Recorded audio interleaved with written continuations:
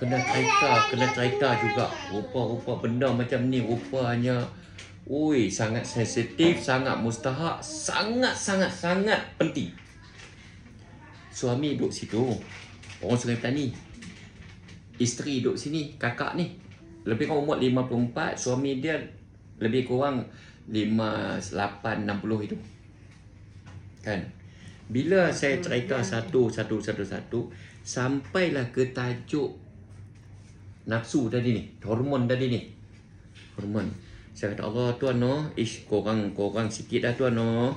Tenaga dalam ni no. Korang sawi, korang. Oh, korang sikit dah ni. Itulah. Nanti kita pakai servis tuan no. Dia pun ho gitu ya. Suami dia diam. Dia ho gitu ya. Nah, kita servis balik tuan no. Mana tahu lah ni kita boleh hidup sampai umur 93, 95. Benda nak guna. Kan? Otak hitungan dia kan. Cumanya tuan, saya rasa lah kita ada masalah besar, saya rasa. Apa dia Ustaz? Saya pegang pula kertas suami isteri dia.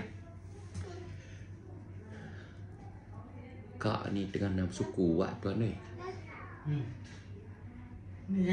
Kakak, isteri duduk depan ni. Saya panggung pala tu ayat mata keluar dah. Saya duduk tengok sini. Kita ada masalah besar tuan ni. Saya rasa lah kalau silap saya minta maaf ni. Dia pun, apa dia Ustaz? Kak kita ni nafsu tengah kuat ni tuan ni. Saya panggung tu ayat mata penuh kelab menitik dah. Boleh dah. Dia kata Ustaz, 10 tahun dah saya doa. Ya Allah, kau tutuplah nafsu aku. Ya Allah, aku dah tak tahan. Ya Allah, kau tutuplah nafsu aku dah tak tahan. Abang tak tahu, hari ni baru saya cerita. Hari ni saya cerita. Rupanya 10 tahun tak boleh pakai dah. Dia yang saya kata korang sikit tu. Yang suami kata, korang dah Ustaz. Korang apa? Tak boleh pakai langsung. Bini teriak, nampak benda ni. Benda penting sangat. Kalau lepas tu dia kata, itulah saya doa sampai lah 10 tahun dah saya. Allah Ta'ala tak tunai lagi doa saya.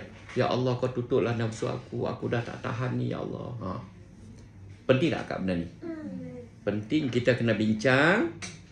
Pasal apa?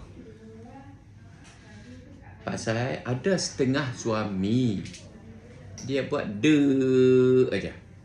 Orang perempuan ni mudah aja. Orang perempuan ni kadang-kadang bila dia hilang akal payah juga. Tapi mudah aja. No. Tak kira profesor tak profesor. Kadang-kadang dia jadi otak pendek. Bila dia hilang akal main pening kita no.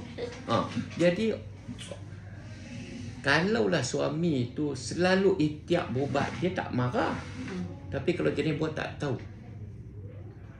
Jenis buat tak tahu je. Rupanya dia duk makan hati 10 tahun dah. Duk doa, teriak dengan Allah. Ada satu kes dulu, orang Pulau Pinang. Suami duduk situ, mak suami duduk tengah, isteri duduk sini.